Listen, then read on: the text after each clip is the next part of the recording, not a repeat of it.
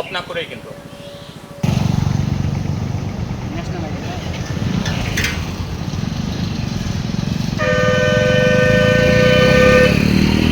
4 গুণ শক্তিশালী এনজাইম ও অধিক ফেনা সমৃদ্ধ অরিক্স সিলভার ওয়াশ মাত্র 70 টাকায়।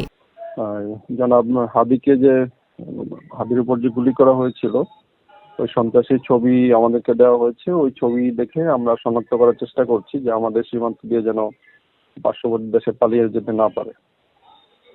আমাদের সীমান্তবর্তী 75 কিলোমিটারের মধ্যে শিবগঞ্জ এবং ভোলাহাট উপজেলায় আমাদের সীমান্তে নিয়মিত টহলের বাইরে আমাদের অতিরিক্ত 20টি টহল মোতায়েন আছে, যাতে কোনো ধরনের সন্ত্রাসী অপরাধী আমাদের সীমান্ত ব্যবহার করে পার্শ্ববর্তী দেশে প্রবেশ না করতে পারে।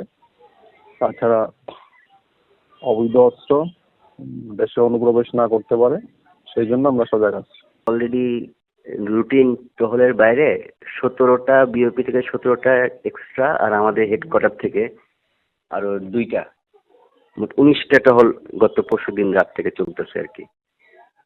এখানে তো কাঁটাতারবিহীন জায়গা আছে, যদিও আমরা এলাকা যে জনসভামূলক সভা হচ্ছে ডেলি তো হয়, আমরা সব জায়গায় একটা দিন মেসেজ দিচ্ছি যে অপরিচিত লোক দেখলে, আনাগোনা দেখলে তখন অবশ্যই আমাদেরকে অবহিত করে।